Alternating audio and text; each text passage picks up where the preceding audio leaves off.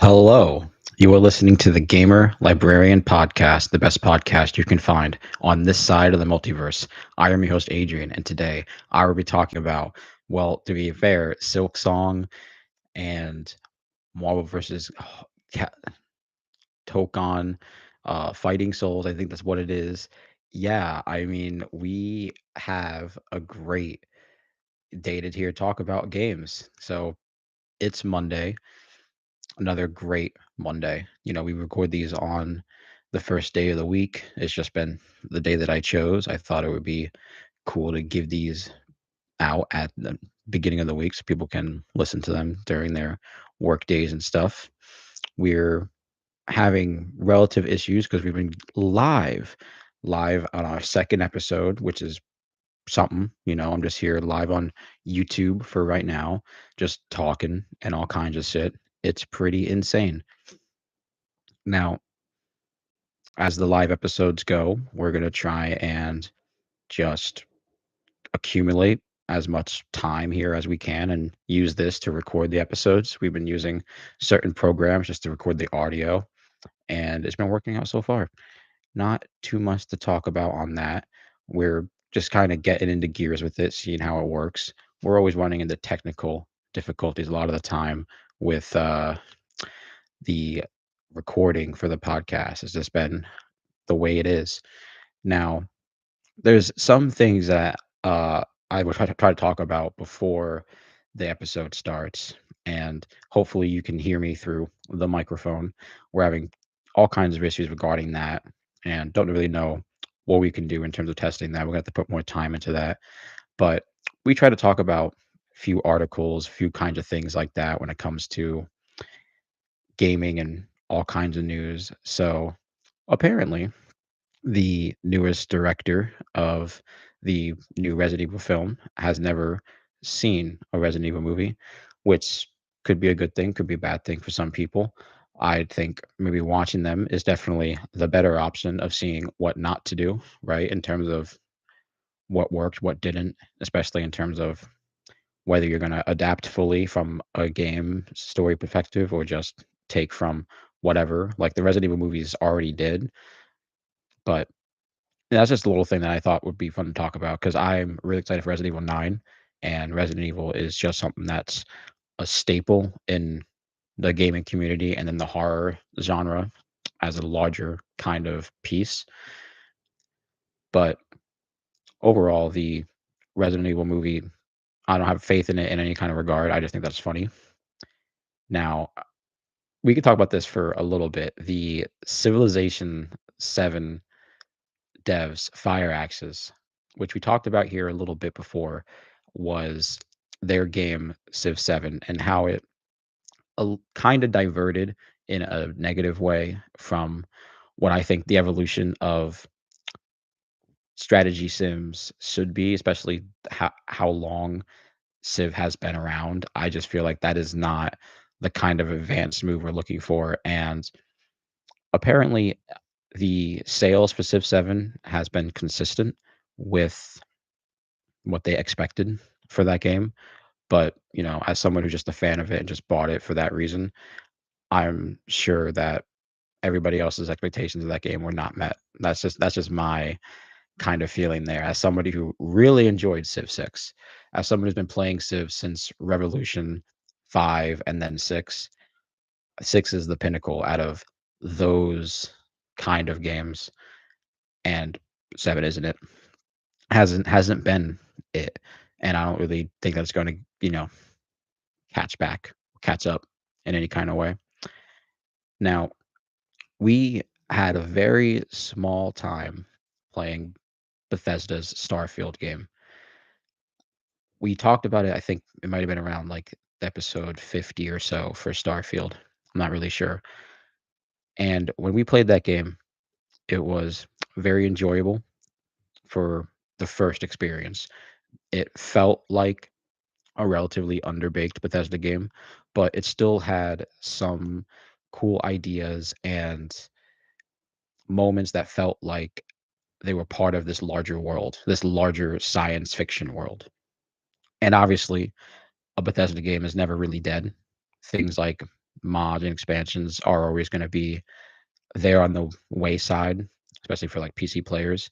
But I think there's probably like a mod store there now. I don't really remember, but they also do DLC, and we never played the first one, but the second one teases something involving Terra and something along old Earth. Because if you don't know, for Bethesda game Starfield, they have Earth be like a desolate ball of nothing, and you don't really go to Earth, nothing to do. It's just kind of Earth has been destroyed in some way, and you can find out later on why in the game.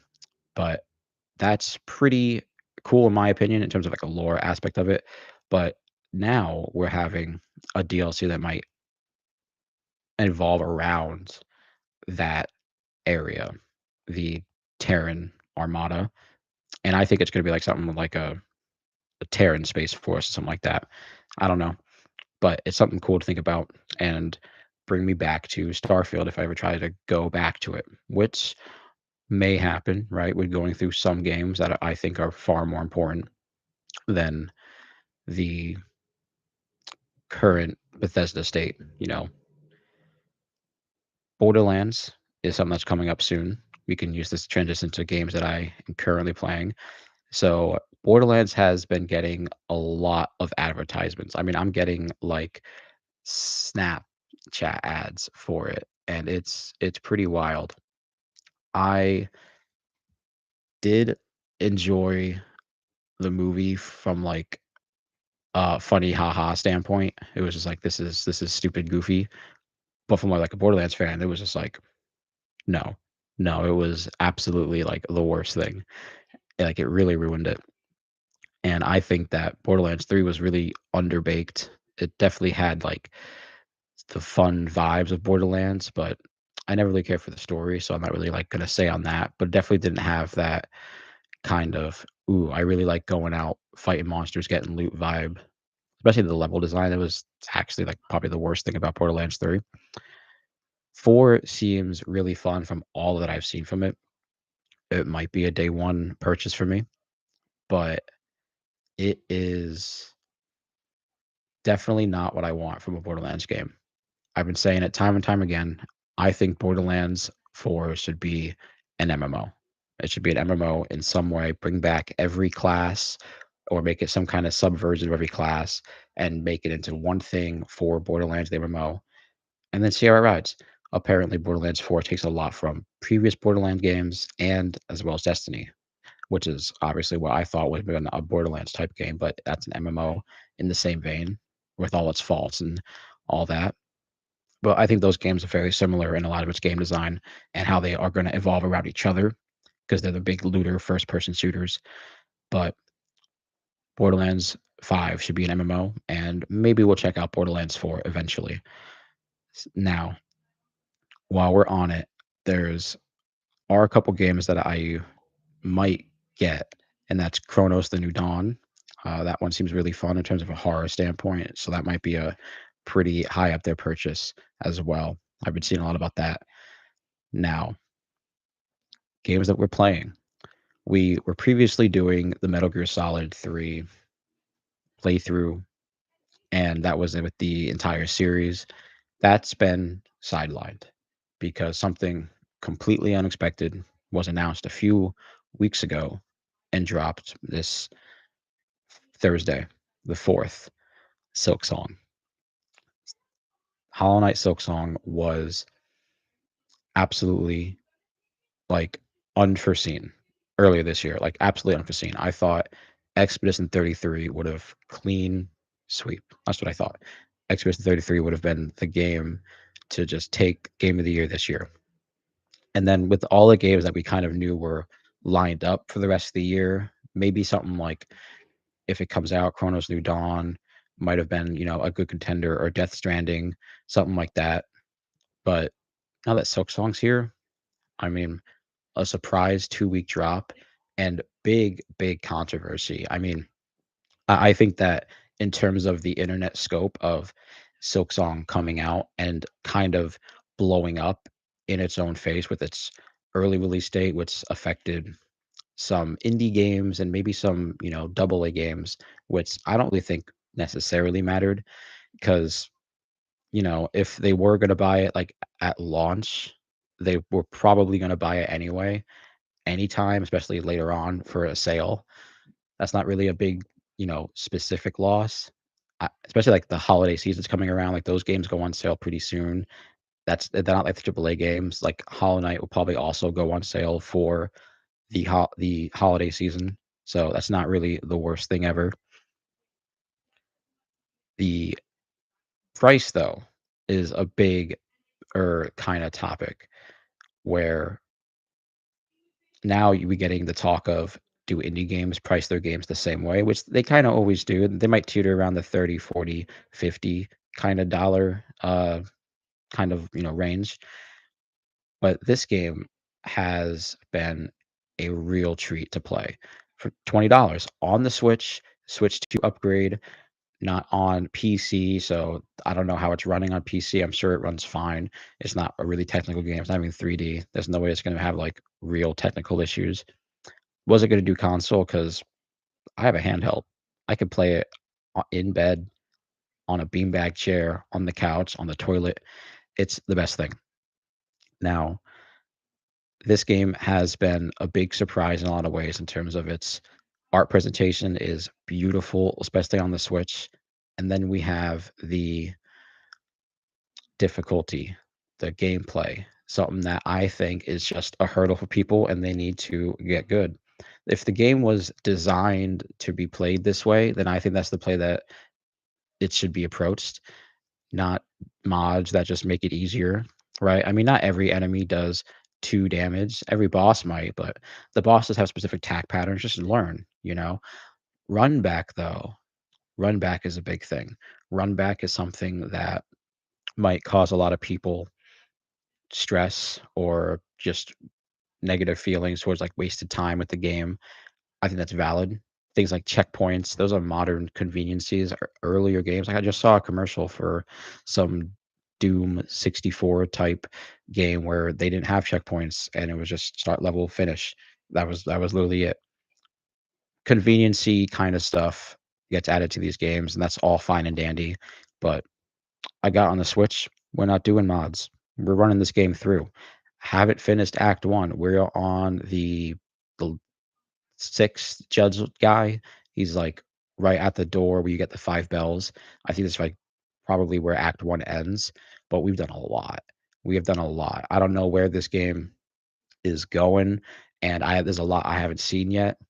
We haven't even gotten the upgrades. The bead system is something to get over because I'm trying to save as many beads as I can, as long as I can. But if I see a boss, I'm fighting that boss. That's typically how that's gonna go, and I'm loving it. It's really damn fun.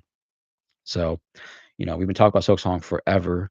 Whether or not this game takes Game of the Year, I think that's really up to Expedition 33 and that stuff. Now, people have been loving Silksong, but with the negative controversy. Like, there wasn't that much negative controversy about Expedition 33. There was just positive stuff, right? With the kind of enhanced RPG mechanics to the art presentation and the relative modern game design to it.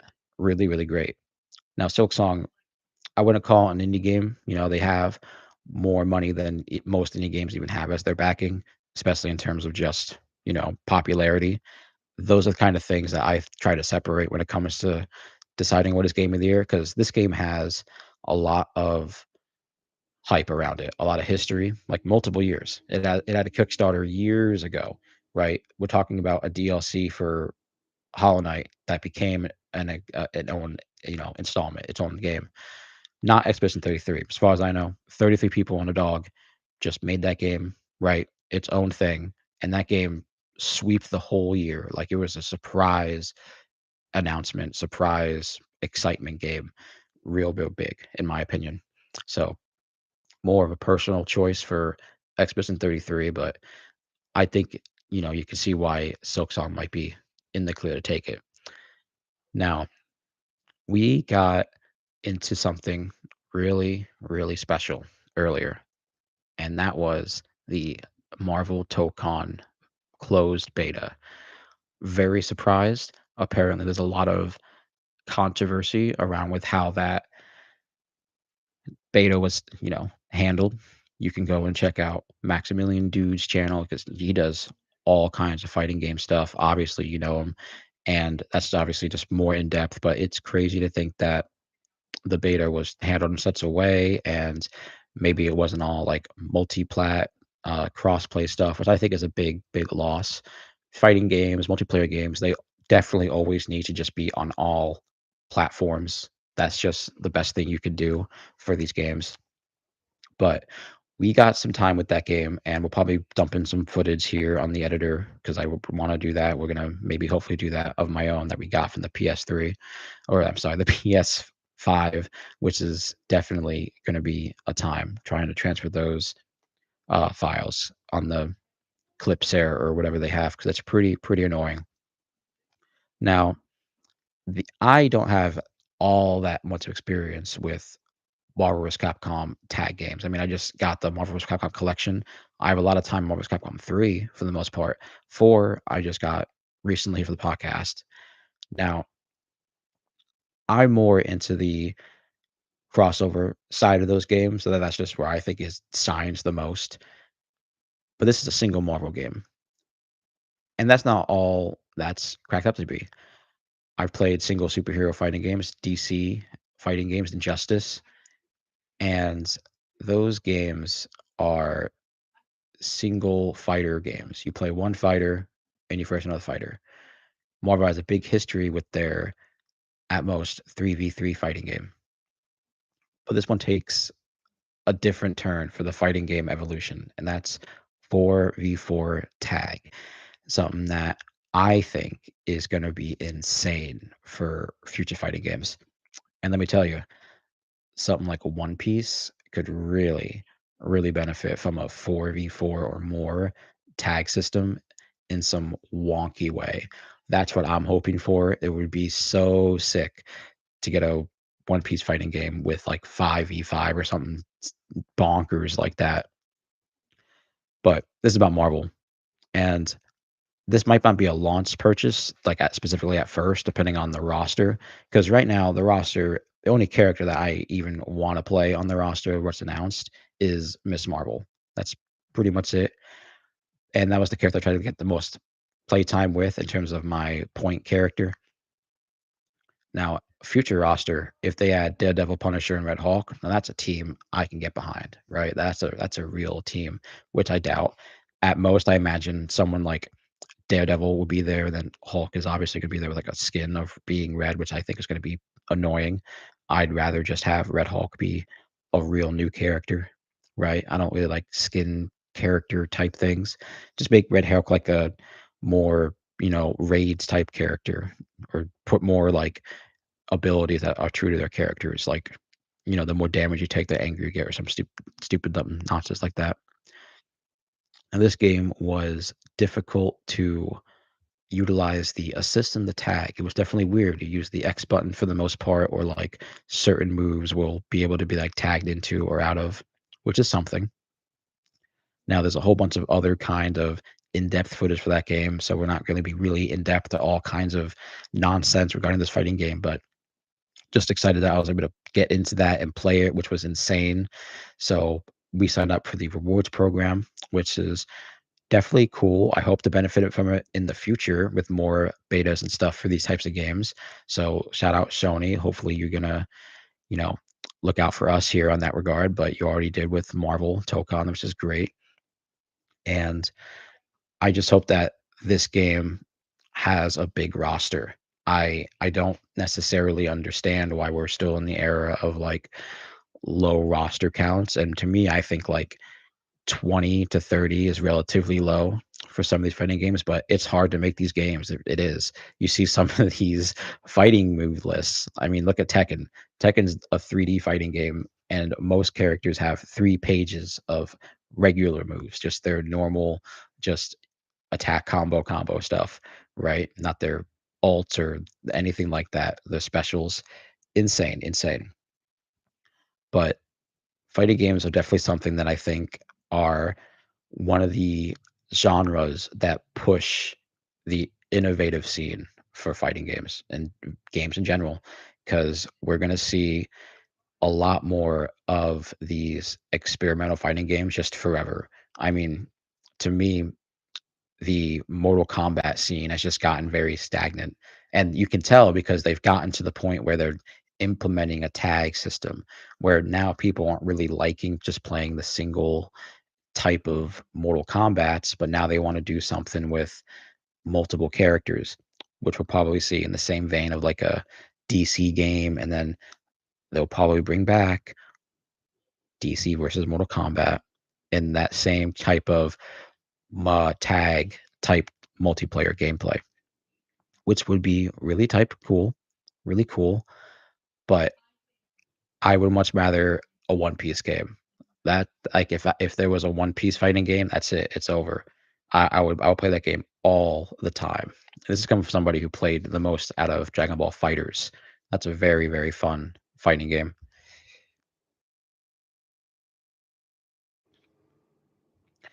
Yep. So we did get into the beta, and that might not be a launch purchase here for the podcast, but we'll see. We try to get into fighting games relatively often here because it's a genre that I've gotten into over the years. And Guilty Gear is a fighting game that I really love after playing Marvel versus not Marvel, after playing Dragon Ball Fighters. That was the Arc System Works game that really got me into the fighting games. And after playing Guilty Gear, I just been playing what's your name, Lucy in Guilty Gear, and it's just been a really really fun time. So we'll probably get Marvel, maybe, but for future games, it's definitely going to be Silk Song and then Metal Gear, and then until then, who knows what I'll be finishing because we're getting a new apartment, which is going to come with a pretty new setup for the podcast, at least hopefully. But other than that, you know, W is something that you guys can go and sponsor up to. It probably in the description down below for the most part. Try to remember to put those there. So this being episode 101, which is something insane to say, in all honesty. Episode 101 is insane. And our most viewed video here on the podcast is the long walk video. And that's obviously in part to the movie coming out that comes out this Thursday. We'll be seeing it. It's going to be amazing. But that movie was in development hell for forever, forever. So this this video might be something special in terms of I just want to see what happens, right? Because we didn't get a long walk trailer before I put that video out. Mm, just saying. So what if we put out a video just a little bit talking about something that I want very badly to be adapted? And we've done this before, right? We can go back in time and watch some videos where I try to talk about things in hopes of video game fans or fans of other media just want to get into things because I'm a gamer, but I like other things, reading comics, manga, books, movies, TV shows, all those kind of things. To me, that kind of realm is just universal. And those mediums might not be the same for some people, but might be for some of you here on the internet. And something that I think should always be recommended in terms of a science fiction fan, in terms of an RPG fan, because this story has some RPG type vibes in terms of like a sci-fi setting, which I think is definitely really cool. And it's definitely a weird story. It's got 4 books, and it is a really fun ride into the look of like future humanity. Insane. Now, this book is called The Hyperion Cantos by Dan Simmons. You're not going to get a better science fiction story other than like Ender's Game in this scenario. Like you're just not. I don't care. These are like the two magnum opus series, in my opinion. Now we're not going to do an Ender's Game video until some point, but the Hyperion Cantos is something that I just wanted to talk about just to fill out this episode. We're trying to get into talking about relative stuff with like news and things, but you know, mostly just a gamer. That's all we really do here, talking to the ether. And so, the Hyperion Cantos is a science fiction story set into like the far future of humanity, where, in my opinion, some of it is still very relevant today, where we think of what might happen to us regarding Earth or technology like AI and all those kinds of things. And to me, I just think it's fun to look at these stories and see the types of realms that are crafted, the worlds that are bred through these type of futuristic envisions that some people have. And now I'm not going to speak for Dan Simmons. I mean, I think Hyperion came out in the 1980s, 89. So, like, 11 or so years before the Y2K, turn of the century stuff, which is also insane in its own regard. But to me, the Hyperion Cantos is an RPG waiting to happen. And I personally don't want it to be a movie first or something like that. I think that it could be a really, really fun RPG in some decent way. Now, there's some weird things about it that I can mention here where, like, the second book is a real sequel to the first book. It's called Fall of Hyperion. Really, really great. But the third and the fourth book are on a character that, you know, totes some attraction lines to characters that are very taboo and weird, where like you meet a person who's young, but then they grow older and the relationship starts. Like that's kind of where the realm is.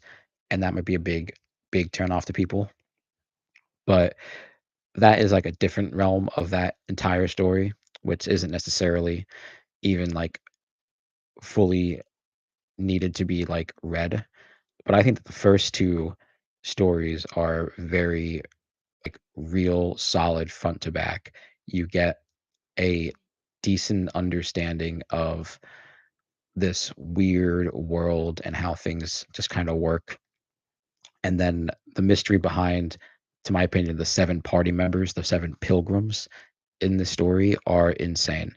You have these seven characters who are somewhat entwined on going on a mission to find the strike. And the strike is like this being that is made of like thorns, that's like rubies that shoot lasers and shit. And then you have these wonders of the universe, or at least surrounding the world of Hyperion. It could be the time tombs, which are like these underground catacombs that are called the time tombs. And then you have like these Tesla trees and things like that, which is insane in my opinion. It's very odd for a book, but I think it could be an RPG. I think it could be adapted into something. A comic would be insane. Like to just see a visual representation. I think that would be the easiest medium to get it done is obviously a comic where you could just draw stills and things, which is something that like here on the podcast I think is very underrated is those smaller adaptations because it's definitely hard and expensive to make a video game. But the very fact that like these worlds and things are so beloved and vast and to some people like beautiful to look at is really insane. And so, here we're going to do a thing on BioWare very soon where we go into like the books and the Mass Effect spin-offs and that whole entire thing because to my opinion they're one of the more vast series or companies with their expanded book stuff. Now like Halo and Gears of War and things like that, you get them too. But I just think that it's something cool to see where other media is made into video games and vice versa, especially comics, things like that. I think that it's something that we should want a little more, something that we should especially try to appreciate more is those smaller adaptations or that they're adapting something into something new.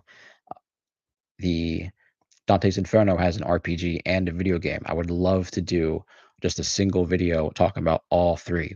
I've been trying to talk to the developers of the Inferno tabletop RPG, but they didn't get back to me, which is insane because I don't know. I would love to talk about that. I think it'd be really dope. Now, the Hyperion Cantos is something that is, I think, an RPG waiting to happen. In my opinion, I think that the 7 characters that you get in the first book are a real like RPG type backstory stuff. You can intertwine that into some kind of RPG or something. Dan Simmons, probably most known for, I guess, his Terror series, but other than like Hyperion, the Terror book became like a TV series on whatever The Walking Dead was on. So that was, cool. But yeah, Hyperion Cantos is something that I really didn't know existed as like a reader or a gamer or anything like that. And it's one of those things where it's like I enjoy that story so much that I really wish that there would be like things about it that were real, like the Farcasters. They're things that are like teleporters controlled by AI beings, and these AI beings are things that like govern humanity, which to some people might be weird, but I think that's where humanity is going. We're gonna need these AI creations to help us govern and control and just propagate ourselves, which is going to be insane. And I think that's really cool. It's those kind of science fiction ideas that you can obviously see becoming the entirety. That's what I think. So weird RPGs exist out there. There's like Earthbound and all those kind of things. So Hyperion Cantos could definitely be made into something.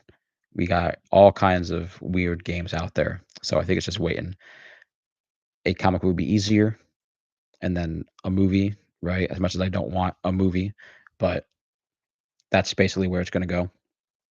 We mostly a book to be adapted into a movie first, right? Obviously, but I think a comic or a video game is just like would be sick. Speaking of comics, we definitely got to get back into DC's Absolute series. That's something we're going to get back into at some point.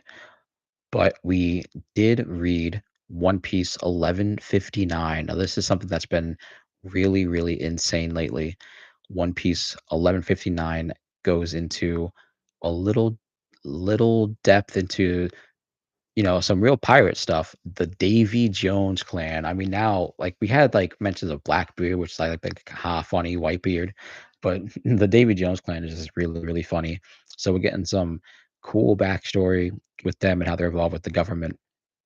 And we're getting some Teats and Kumar backstory. I mean, this Pirate Island rocks kind of storyline has been really insane. And more evidence of government island purges. I mean, not just big bomb, but like just go in there, trank people who might have devil fruits, I guess, or certain targets, and then kill everybody else. I mean, that's insane what they're doing for One Piece 1159. Where this story is going, who could say? But I hope that it doesn't meet like an unfortunate end, like One Piece, or I guess you could call Dragon Ball Super, that where the original writer just kind of stops. And obviously, somewhat Dragon Ball finished. Berserk is something that, you know, probably just met its natural course of things, obviously. But with One Piece, it's like a grand story in terms of my opinion. Like for anime, a grand story. As much as I would love to see a real ending for Berserk, One Piece is something that I think like as soon as that ends, anime changes forever. That's what I think. Anime truly changes forever. Like it's like Dragon Ball, or I guess some people's opinion, like Evangelion, or even Berserk, or any anime. But I don't think any of them stand the chance of like beating One Piece in terms of that hype. The what is the One Piece? It's going to be insane. And the last thing we can talk about here is Alien Earth, because next week is gonna be all about the Long Walk movie. I mean, I'm not gonna say about that. I'm not. But Alien Earth. Episode 5 is both the best and worst episode. It just is. It just is both the best and worst episode because it should have been the first episode. In just true honesty, it should have been the first episode because everything we knew about the beginning of the first episode that we saw was like, "Oh, okay, this makes total sense." The guy obviously is the android that did the thing, and then everything else that happened was just gonna be very basic, which obviously it was. Nothing real to like convey through episode 5 with those flashback episode. I didn't really understand that. And other than showing some really cool fights with the alien in terms of those shots and the eyeball scene, which was crazy, that was it. That was the only spectacular thing that we can get out of that. But where the show is going, I'm not sure. Now here's what I'm hoping for. We're gonna get, like, 3 more episodes. The aliens aren't out on Earth yet, as far as we know. They haven't escaped yet or done anything like that. We had some big panel shots of, like, the Earth city that it's based in. I think that not episode 8 of this season. I don't think that's a little too fast, and I don't think season 2.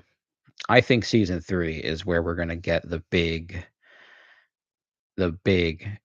alien hive type Earth story. That's what I think. Season 2 is probably gonna be more about, like, corporate interplay because 'cause we're not seeing Weyland-Yutani. I think whatever the Prodigy group is will probably just be swallowed up by Weyland-Yutani, and then the main characters will just be taken to a Weyland-Yutani place, and then Weyland-Yutani fucks up, and then season 3, like, that's where it is. Or they fuck up in the transition of season 1 and 2 with Progeny and, like, a alien escapes, and we get a storyline of aliens already infesting Earth slowly through, like, farms and cattle and things like that, and we get stories of, like, people living in the streets of cities fighting aliens, trying to live and survive, and then them being taken or xed from life from Weyland-Yutani for not spilling the alien secrets. Like, that kinda spiral of data that I think what we might get for Alien is gonna be really insane. If it's written well, I think it could go that way. Obviously, that's, like, the story beats that they're gonna go with. If I think they're gonna make it a multi-seasonal show, which is obviously what they're gonna do. Or it could just be, "Hey, this is 1 season," and then it was like, "Oh, no one liked it, bye, cut." I was like, "Oh, okay." But, like, it has the potential to be something really good. I just think that its execution here hasn't been the best, and not all of it is terrible. I think that everything besides the synth children, if it's not one of the synth children on screen, it's, like, spectacular. But other than that, it's a pretty decent Alien adaptation or Alien spinoff or whatever. It's we're talking about something that takes place before the Alien series, like the main one. I don't know how involved Ridley Scott is in this, but it's definitely not that same vibe. Obviously, it takes in some kind of inspiration from earlier comics and material, things like that. But I'm more here for the adventure. Like, it's already made. We might as well try to enjoy it while we can, and then see if Disney or anybody else is gonna make it worth our while later on, or they just axe it, which would be really shitty. But I definitely think that they're trying to make something really good here and try to tote a fine line between making, like, in my opinion, it is an entertaining TV show. Like, it's definitely is entertaining from watching one episode to the end of the next one. Like, that is something that is really enjoyable. But as somebody who's watched the Alien series for a long time, I know what works and what doesn't, and it's definitely telling when certain things just don't translate in that same way. And other than that, that's definitely gonna be the end episode. We're definitely getting to decent times here, trying to record as much as we can. But I recommend going and I recommend going and reading the Hyperion Cantos. It's a RPG story through and through, especially the first 2 books. It's just one of the cooler stories. As a Wizards of Oz reference, it's just something that I think is spectacular. It's something that is on Dune levels of its storytelling, its world building, and it's something that I think that if it was made into an RPG, you could just do something quick with it, like 30-hour thing. Doesn't have to be like 3D. It could be like a 2D type thing. I think that would be sick. Just one of those things that shouldn't be just left as a book. A book is a medium that some people are turned off by, which I don't understand.